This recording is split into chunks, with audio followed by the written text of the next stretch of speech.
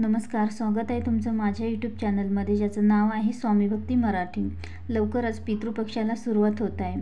तर पितृपक्षामध्ये आपल्या पितरांच्या होतील तितक्या जास्तीत जास्त सेवा आपल्याला करायच्या आहे। तर 18 सप्टेंबर ते 2 ऑक्टोबरपर्यंत पितृपक्ष हा असणार आहे। तर या काळामध्ये आपल्याला आपल्या पितरांची सेवा करण्याचा चान्स मिळणार आहे। आणि या पितृपक्षामध्ये आपल्या पितरांची आपण काय सेवा करावी, पितृदोष असो किंवा नसो, तरीही आपल्या पितरांच्या स्मरणार्थ काही सेवा आपल्याला करायच्या आहे। तर या पितृपक्षाच्या कालावधीमध्ये कोणत्या सेवा आपल्याला करायच्या आहेत, तर हे आपण या व्हिडिओमध्ये बघणार आहोत। तर व्हिडिओ स्किप न करता संपूर्ण बघा आणि जे कोणी नवीन असेल या चॅनलवरती तर सबस्क्राईब करा।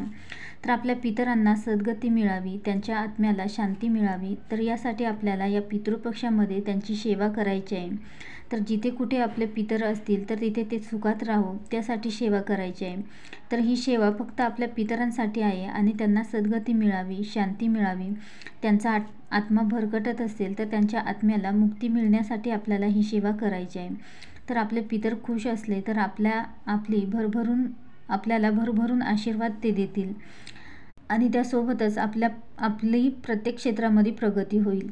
तर पितरांच्या सेवेतील सर्वात प्रभावी सेवा म्हणजे संक्षिप्त श्रीमद भागवत ग्रंथ। तर याचे पठण आपल्याला या पितृपक्षामध्ये करायचे आहे। तर खूप प्रभावी ग्रंथ आहे। तर ज्यांच्याकडे हे ग्रंथ नसेल तर त्यांनी अवश्य जवळच्या स्वामी समर्थ केंद्रामध्ये जाऊन हे ग्रंथ पितृपक्ष सुरू होण्याआधी घेऊन यावे आणि त्याचे पठणही करावे। तर बघा, या ग्रंथाचे पठण केल्याने पितृदोष कमी होतो।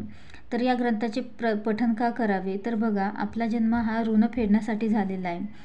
तर बघा, एकूण 5 ऋण आहेत। तर मनुष्य ऋण, भूत ऋण, ऋषी ऋण, देव ऋण, पितृ ऋण।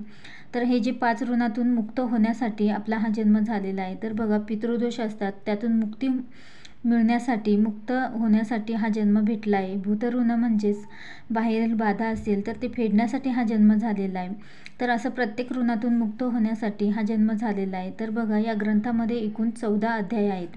तर खूप साधे आणि सोपे आणि आपल्याला समजतील आणि पटकन आपल्याला वाचता येतील असे हे ग्रंथ आहे आणि खूप छोटे छोटेही यातील अध्याय आहे।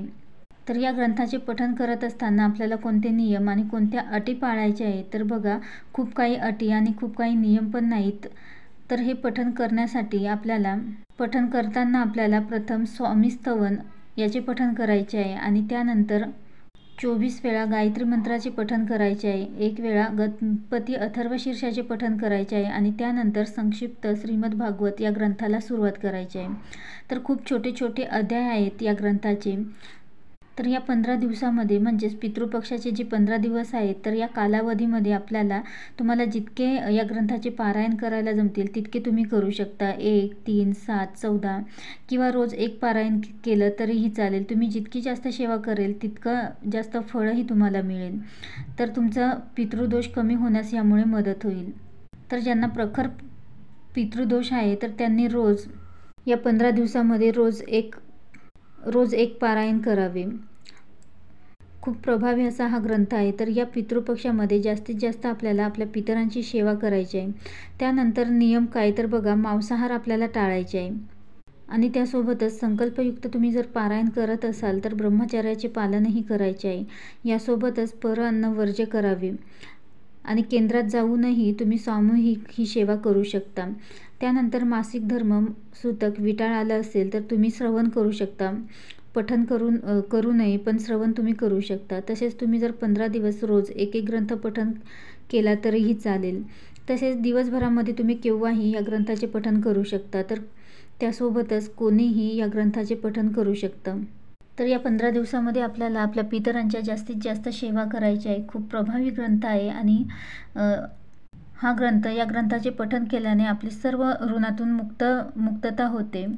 सर्व ऋणातून मुक्त करणारा हा ग्रंथ आहे आणि त्यामुळे जास्तीत जास्त आपल्याला या पितृपक्षामध्ये या 15 दिवसामध्ये या ग्रंथाचे पारायण जास्तीत जास्त करायचे आहे।